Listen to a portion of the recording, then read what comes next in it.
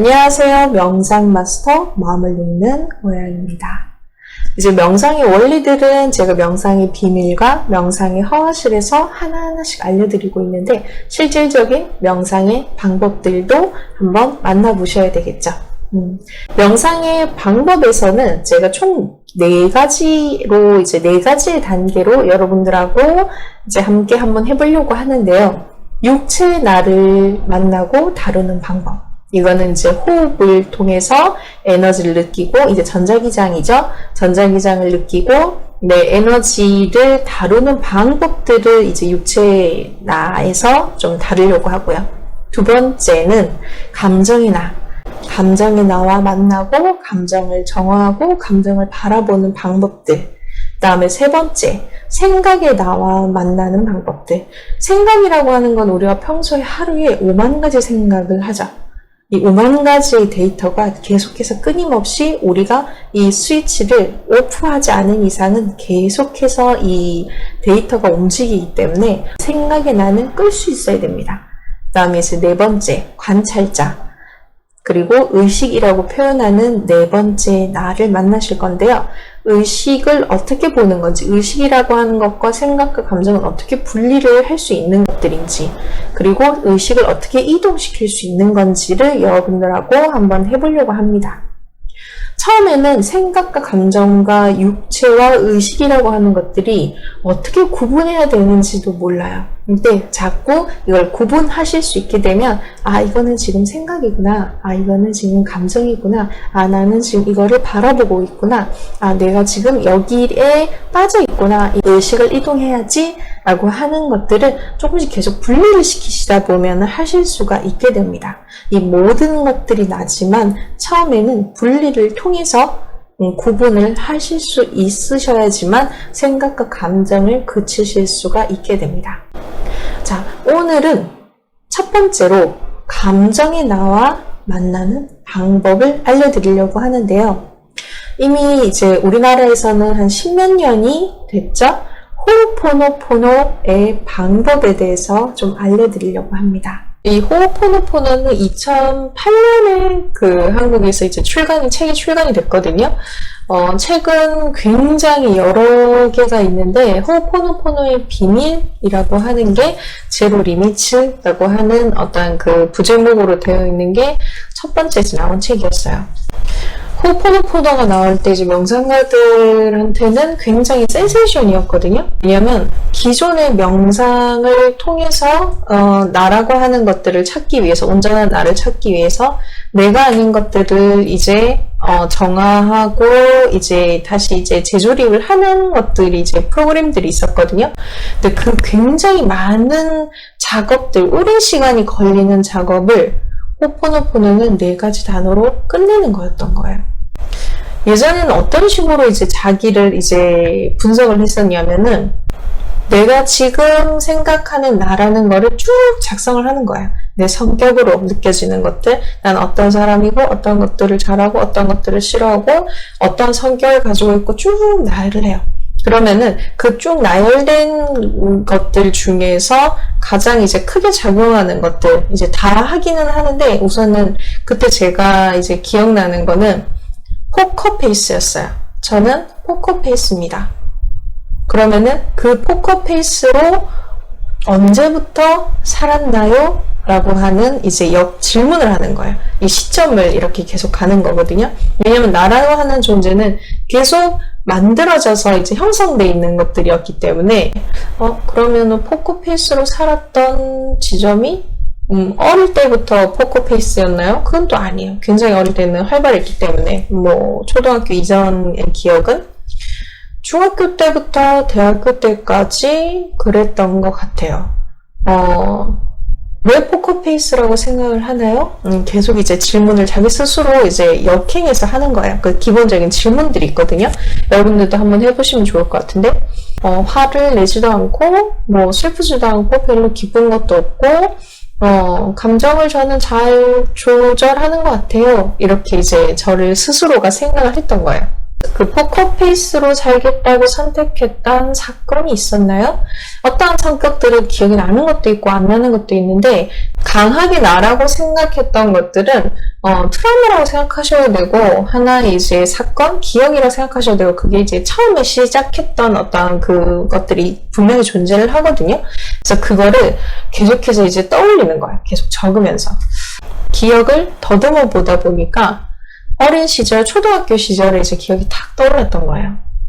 그때만 해도 부모님과 선생님은 저한테 이제 하늘이었거든요. 선생님이 이야기하는 거는 무조건 다 듣는 거예요. 부모님은 무조건 믿었었고. 그래서 선생님이 시키는 거는 그냥 무조건 하는 거예요. 왜냐면 저는 어릴 때 이제 굉장히 좀 기억력이 이제 머리가 별로 좋지 않았기 때문에 열심히 공부를 해서 중간 정도였어요. 어릴 때는 열심히 하면은 애들이 100점도 잘 맞고 1등도 하잖아요. 근데 저는 굉장히 노력을 해도 기억이 그냥 외우는 것들은 안 되는 거예요. 왜 이거를 외워야 되는지를 전체적인 그림을 설명해 주지 않으면 단편적인 거는 이제 외우지 못하는 거예요. 제가 이제 어린 시절에 지냈던 시절에만 해도 무조건 외우는 게 굉장히 머리가 좋은 시절이었거든요. 통합적인 사고가 아니라. 그러다 보니까 저는 항상 그냥 나는 더 열심히 해야 돼. 약간 어린 시절에 이제 초등학교 때는 그렇게 지냈던 것 같아요. 선생님의 말도 굉장히 잘 듣고. 근데 고학년이 되면서 촌지를 요구하는 선생님을 만나게 된 거예요. 그때 이제 촌지가 뭔지도 몰랐고 그걸로 이제 아이들을 차별한다라는 거를 이제 처음 알았었거든요. 1명 정도의 아이들만 선생님이 굉장히 좋아하시는 거예요. 그냥 이제 티가 나게. 그래서 저 아이들을 선생님이 좋아하는 거구나 이렇게 그냥 단순하게 생각을 했던 거예요. 근데 이제 2학기 정도가 들어서도 그게 변함이 없고 왜 너는 어머니 아버지가 이제 학교에 오지 않니? 라는 이제 얘기를 하시는데 어머니 아버지 바쁘세요 그냥 이러고 얘기를 끝냈던 거예요. 그냥 그게 무슨 뜻인지도 몰랐었고 그 시절 때만 해도 우리 아이 좀 잘 봐주세요 하면서 그 과일도 드리고 선생님 용돈도 드리고 이렇게 촌지를 줬던 시절이었어요. 그걸 이제 잘 모르고 있다가 실제 촌지를 받는 모습을 목격하게 된 거예요. 그러면서 그때는 엄청난 충격 이런 느낌이 아니라 선생님도 어른은 아니네. 이런 생각을 한번 딱 시작을 했던 거예요. 그게 이제 시작점이었던 거예요. 어른이 아니네. 그러면서 그 하나의 사건에 또 이제 하나의 큰 사건이 어떤 게 있었냐면 집에 이제 IMF로 인해서 부도가 났어요. 부도가 나면서 부모님이 이제 서울에서 일을 하시는 아버지가 이제 부산으로 내려오셨는데 얘기를 안 하는 거예요. 아버지는 이제 힘든 일이 있으면 입을 꾹 닫아버리는 성격이시고 어머니는 같이 해결을 해서 얘기를 해야 되는 거였는데 그냥 어머니가 뒤에 알게 되고 뒤에서 수습하게 되고 뒤에서 욕을 듣게 되고 아버지는 계속 입을 닫고 두 분이서 이제 처음 한 번 딱 싸우고 그 다음부터는 얘기를 하지 않으신 거예요. 또 이제 계속해서 이제 저희를 먹여 살려야 되니까 어머니도 늦게까지 일을 하시게 되기 시작하면서 11시, 12시 정도가 돼야지 집에 사람이 다 모일 정도가 됐었어요. 그러면서 어머니, 아버지 이제 눈치가 보이니까 내가 무엇이 힘든지 어떤지 얘기를 하지도 못하고 저도 그냥 부모님도 다 이제 모든 것들을 다 알 수는 없어. 믿을 수 있는 존재는 아니야. 라고 하는 작은 하나의 그 시점이 이제 조금씩 이제 하나씩 모이기 시작한 거예요. 그러면서 스승과 어른, 그 부모에 대한 것들이 이제 어른이 아닐 수 있어. 라고 하는 게 한번 생기기 시작하니까 조금씩 마음의 문을 닫기 시작한 거예요. 사람은 다 믿을 수 있는 존재가 아니구나. 그냥 다 믿으면 안 되는구나. 믿음이 사라지게 되니까 감정도 닫아버리는 거예요. 굉장히 잘 웃고 잘 울고 했던 성격이 점점 중학교 1학년 때부터는 아예 감정이 얼굴에 사진에서 보면은 얼굴에 감정이 하나도 없어요. 그리고 중학교 3학년 때는 거의 이제 반에서 항상 잠만 자는 친구들 있죠? 제일 끝에서 그냥 엎드려서 잠만 자는 거예요. 그래서 이제 21살 때 그 작업을 통해서 내가 마음의 문을 닫으면서 이렇게 지냈었구나. 원래 이제 질풍노도의 시기에 이제 청소년기 때는 감정이 막 왔다 갔다 하잖아요. 화도 냈다가 슬펐다가 막 신경질도 냈다가 하나도 그런 거 없이 그냥 오히려 마음을 그냥 닫아버리니까 아무것도 반응을 하지 않게 됐던 어떤 사건이었어요. 근데 이제 이런 것들 또한 하나의 이제 이 필터를 선택하게 되는 이유들도 분명히 이제 존재를 하는데, 그거는 이제 조금 더 깊은 이야기다 보니까 제가 그거는 따로 이제 다루도록 하고, 여튼 이렇게 계속 하나의 나의 성격을 계속 역행해서 시점을 넘어가다 보니까 어린 시절까지 가게 되겠죠. 제가 명상을 해야 되는 이유에서 처음 이제 설명드렸던 것처럼 계속해서 나라는 것들이 이제 변화가 되지만 어린 시절에 처음에 나라고 존재했던 내면 아이도 있다고 설명을 드렸죠. 그 사건들을 하나하나씩 가면서 이 감정이라고 하는 거는 이 기억을 어떻게 정화를 해야 되냐면, 기억이라고 하는 거는 저 선생님은 촌지를 받았어 라고 하는 하나의 텍스트에 그거에 대한 믿음이 무너뜨리고 감정적인 에너지가 합쳐져 있는 게 기억이에요. 그 텍스트적인 어떤 사건이 그냥 영화였으면은 저한테 영향을 미치지 않았겠죠. 그리고 그거를 내가 선택하지 않았다면은 저한테 영향을 미치지 않았을 거예요. 하지만 저는 그거를 선택을 했고 감정적으로 그걸 받아들였기 때문에, 감정을 정화하지 않으면 이거는 계속해서 제 몸에 무의식적으로 남아있을 수밖에 없는 사건이었어요. 포커페이스로 계속 살고 싶으신가요? 라는 이제 마지막 질문이었어요. 이게 원래 내가 아니고 내가 마음을 닫아버렸기 때문에 만들었던 거고, 이게 시니컬한 게 아니었고, 나는 실제로 감정을 표출하고 싶어 하는 게 굉장히 안에서 막 일어나는 게 느껴졌었어요. 아니요. 그러면 이거를 정화를 해야 된다라고 얘기를 했고, 그러면 이제 그때 정화 방법은 어떻게 됐었냐면, 그냥 편안하게 이렇게 반가부좌를 하거나 앉아있는 상태에서 내가 상처받았던 존재를 이렇게 상상을 통해서 앞에 앉혀놓는 거예요. 그리고 직접 얘기를 하지 못하잖아요. 내가 이게 상처가 있었고 어떤 얘기를 하지 못하는 거니까. 상처라는 거는 결국은 본인이 선택을 하는 것들이거든요. 그래서 내가 이거는 왜 상처를 받았었고, 내가 이때 어떤 느낌이었고, 이거를 계속 이야기를 하는 거예요. 회원이라고 하죠. 상상을 통해서. 그러면은 그 존재와 계속 대화를 하는 거예요. 처음에는 대화가 잘 되지 않아요. 그 상상의 존재가 입을 닫고 있고, 내가 나 스스로도 마음의 문을 안 열었던 상태였기 때문에 그 상상을 통해서 이제 정화를 하고 이야기를 나누다 보니까 마음에서 뭉글뭉글하게 조금씩 마음이 열리는 거를 느낄 수가 있었어요. 감정이라고 하는 건 오장육부에 이렇게 육체적으로 이제 저장이 되거든요. 근데 소장에서 꼬르르르르르, 지금 이제 소장인지 알지만 그때는 그냥 뭔가 배에서 꼬르르르 하면서 이렇게 싹 힘이 풀리는 느낌이 이제 싹 드는 거예요. 내가 이렇게 탁 잡고 있던 어떤 기억들이죠. 그 기억이 몸에 이렇게 싹 풀어지는 느낌이 들었어요. 기억은 우리가 장기로 기억되는 것들은 우리가 이제 뇌에 저장된다 생각하시는데, 우리의 몸 전체의 홀로그램 형식으로 전체에 다 기억이 되는 거예요. 무의식은 몸입니다. 육체 하나의 생각이 오래되면, 하나의 패턴이 오랫동안 만들어지면, 그 감정적인 것까지 얹어지게 되면 육체적인으로 이렇게 얹어지게 되는 거예요.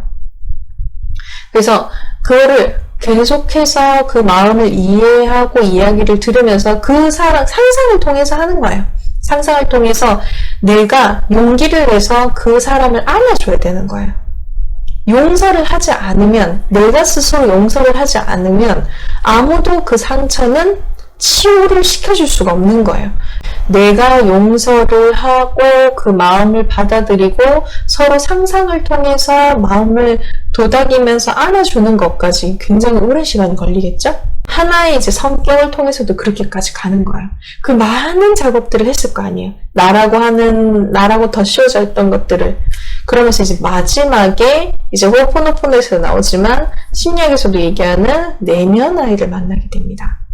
처음에 만들어진 나. 저는 이제 처음에 내면 아이를 만났을 때가 가장 소름이 돋았었어요. 여러분들도 자신의 내면 아이를 한번 기억을 떠올려 보시면 좋을 것 같은데, 부모한테 영향을 받지 않는 온전히 내가 나라고 느끼는 나의 첫 번째 기억을 한번 떠올려 보시면, 그때 내가 내면 아이라고 표현을 하면은 좀 좋아요. 4살부터 7살까지의 이제 형성되어 있던 나라고 하는 첫 번째 이제 자아거든요. 근데 그 내면 아이를 떠올리면서 이제 명상을 하는데, 그 내면 아이를 떠올리자마자 너무 소스라치게 놀라서 온몸에 소름이 돋아서 소리를 팍 지른 거예요. 눈을 떴어요. 왜냐면 회색 빛에 거의 깊은 바다에서나 볼 수 있는 어둡고 회색의 파란색의 느낌에 굉장히 이만큼 이제 닫혀있는 감옥 같은 그 답답한 곳에 웅크리고 그냥 어떠한 것도 의지가 없는 상태의 어린 아이가 4살 정도의 아이가 이렇게 웅크리고 있는 거예요. 내가 그거를 보는 순간 너무 소름이 돋아서 소리를 빽 지르면서 눈을 탁 떴는데 이 내면 아이가 너무 불쌍했던 거예요. 왜냐면 이 내면 아이에 계속해서 나라고 하는 것들이 원래 내가 아닌 내가 선택해서 만들어졌던 더 씌워진 것들이 살면서 이제 얹어졌을 거 아니에요? 그동안 얘는 계속 방치되어 있었던 거예요. 제가 포커페이스 오랫동안 살다 보니까 얘한테는 감정적으로 한 번도 교류를 하고 표출하고 하는 것들이 하나도 없이 그냥 감옥에 계속 갇혀 있었던 상태였던 거예요. 그래서 그 내면 아이를 굉장히 오랫동안 정화를 했었어요. 똑같이 눈을 감고 이제 좀 처음에 이제 분리를 좀 시키는 게 좋거든요. 그래서 그 내면 아이를 이렇게 상상을 통해서 내 눈앞에 앉혀놓고 계속 이제 그 정화를 하는 거예요. 정말 미안했고 내가 너를 방치해서 너를 혼자 둬서 미안하고 계속 마음에서 그 정화 작업을 했던 거예요. 이렇게 이제 내면 아이를 만나는 것까지 한 6개월의 시간이 걸렸던 것 같아요. 굉장히 오랫동안 작업을 했었거든요. 근데 2008년에 이제 호포노가 나오면서 아니 이 작업들이 무의미해지는 사건들이 일어난 거예요. 그동안은 나의 삶을 영화의 필름처럼 만들어서 이 시절에는 어떤 기억이 있었고 어떤 성격이 있었고 이 사건에 의해서 이렇게 막 다시 그 해원을 하는 정화하는 작업들까지 굉장히 오래 걸렸다고 말씀을 드렸잖아요. 호포노포노는 하와이에 사는 원주민들이 집단적으로 정화하는, 집단 무의식을 정화하는 하나의 기법을 이제 개인이 할 수 있도록 만든 프로그램인데, 호가 목표를, 포노포노 바로잡다, 목표를 바로잡다, 원래의 상태로 만드는 게 호포노포노의 뜻이거든요. 호포노포노는 4가지 언어로 이 무의식 내면 아이를 정화를 하는 거예요.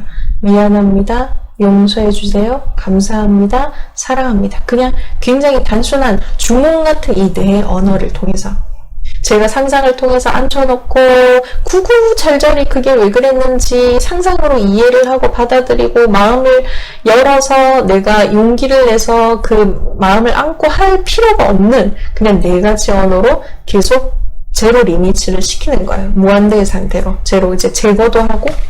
이게 왜 대단한 거냐면 제가 이제까지 얘기했던 모든 말하고 했던 것들은 내 기억에 의해서 텍스트적인 이제 기억에 의해서 만들어진 것들이죠. 쉽게 얘기하면 인간은 언어로 만들어져 있어요. 제가 이제 유전자 키라고 하는 영상을 따로 이제 그 제작을 하고 있는 것도 인간은 64비트의 인간으로서 우리가 컴퓨터 프로그램에서 보이는 화면 안에 있는 거는 언어로 만들어져 있죠.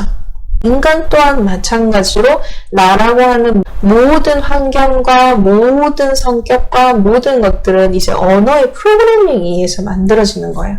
근데 언어라고 하는 것도 태초의 언어가 있어요. 처음 만들어진 언어. 이 프로그래밍이 시작되기 처음의 언어. 미안합니다. 용서해주세요. 감사합니다. 사랑합니다. 이 4가지의 언어가 처음에 만들어진 언어입니다. 그러다 보니까 모든 데이터적인 정보들을 리셋 할 수 있는 큰 힘을 갖고 있는 언어라는 거예요. 내가 그 기억을 다시 떠올려서 그 사건이 있었는지 없는지도 잘 기억나지 않는 것들을 정화할 필요가 없이 그냥 내면 아이에 더 씌워진 모든 정보들을 필요 없는 원래 내가 아닌 모든 것들을 내가 빨간색으로 태어났는데 계속 파란색으로 이제 살면은 보라색으로 살겠죠. 파란색이 더 씌워져 있으니까 계속 이 언어를 통해서 이 4가지 언어를 통해서 필요 없어진 파란색을 정화를 하는 거예요.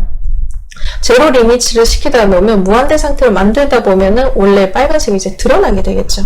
원래 자기 자신을 만날 수 있는 이제 이 굉장히 이제 센세이션은 언어인 거예요. 그래서 그 호oponopono가 나오기 시작하면서 지금 16년이 됐지만 이거는 완전히 이제 저한테는 그냥 삶으로 이제 다가와 있는 습관적인 거예요. 호oponopono는 개인의 이제 내면아이라고 하는 게 개인의 이야기를 하는 게 아니에요. 내면아이라고 하는 건 집단 무의식을 표현하는 거기 때문에 계속 호oponopono를 하다 보면 개인뿐만 아니라 우리 이 연결되는 77억의 인구도 다 정화를, 그 제로 리미츠를 시킬 수 있고, 원래 상태로 돌려낼 수 있고, 장소 또한 모든 생명들은 신성을 갖고 있기 때문에 이 정화 작업을 통해서 이 제로 리미츠 상태를 통해서 원래 상태로 돌려낼 수 있다는 거예요. 그래서 큰 중요한 일이 있을 때 같은 경우는 예를 들어서 강의가 큰 데가 잡혔어요. 그러면 상상을 통해서 그 장소도 제로 리미츠를 시키고 원래의 상태로 돌려놓는 거예요. 그 장소가 원래 갖고 있어야 되는 에너지의 힘을 느낄 수 있게 계속 정화를 하고 저도 정화를 하고 그리고 그곳에 온 사람들이 이제 원래의 상태를 느낄 수 있도록 상상을 통해서 가기 전에 계속 정화를 하는 거예요. 제로 리미츠를. 미안합니다. 용서해주세요. 감사합니다. 사랑합니다를 계속 하는 거예요. 호oponopono는 얼마나 해야 될까요? 저 같은 경우는 지금 10몇 년을 넘게 하고 있기 때문에 계속 하라고 말씀을 드리고 싶은데 왜냐하면은 사람이 삶을 살면서 계속 이제 더 쉬워질 수밖에 없거든요. 그거는 이제 너무나도 당연한 것들이기 때문에 원래 이제 중심 자리를 잡으려고 하면은 계속 이제 그 제로 리미츠를 해야 돼요. 어쩔 수 없이. 우리가 컴퓨터에 바탕화면에 계속해서 폴더를 만들고 생성하고 아이콘들을 만들어서 있으면 내가 지금 뭘 하고 있었지? 뭘 해야 되지? 라고 하는 것들을 모르잖아요? 정리를 하는 거예요. 그래서 습관이 되면 매일매일 이제 하실 수가 있게 되는데 의식적으로 하지 않으려고 해도 그래도 처음에는 3개월은 매일매일 시간을 내서 정말 이제 내가 이 내면 아이를 한번 만나보고 싶다. 이 내면 아이를 정화하고 싶다. 내가 원래 어떠한 존재인지를 알고 싶다 하시는 분들은 이 정화를 3개월 이상은 한번 계속 꾸준히 해보셨으면 좋겠어요. 그러다 보면 원래 내가 갖고 있던 타고난 내가 선택한 자신을 이제 만날 수가 있게 되거든요. 우리 77억의 인구가 하나의 인류라고 표현하면 어떤 사람은 눈의 세포로, 어떤 사람은 심장의 세포로 태어났다고 아까 얘기를 드렸죠. 그러면 계속해서 정화를 하다 보면은 나는 눈의 세포로 태어났구나까지 아실 수가 있어요. 그럼 이제 무의식적인 자신의 이제 본성은 감각적인 거기 때문에 그냥 알아지게 돼요. 누군가가 설명하지 않아도 알아지는 건데 이러신 분들이 있어요. 나는 눈의 세포로 태어나고 싶지 않았어요. 나는 심장의 세포로 태어나고 싶지 않았어요. 나는 다른 모습이 되고 싶어요. 라는 이제 생각도 드실 수가 있을 건데 우선은 첫 번째로 아셔야 되는 거는 타고난 이 내 역할은 스스로가 선택해서 태어나게 되는 겁니다. 그리고 두 번째, 이 인류가 하나라고 하는 감각을 익히게 되면은 더 이상 자신을 내가 그 눈의 세포로 태어났던 사람이 심장의 세포가 되기 위해서 노력하는 헛수고를 하지 않게 돼요.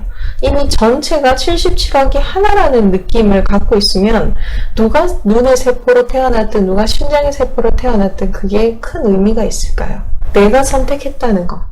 그리고 이 전체가 이 77억이 나라는 감각이 익혀지면은 더 이상 내가 아닌 것이 되려고 노력할 필요가 없게 됩니다.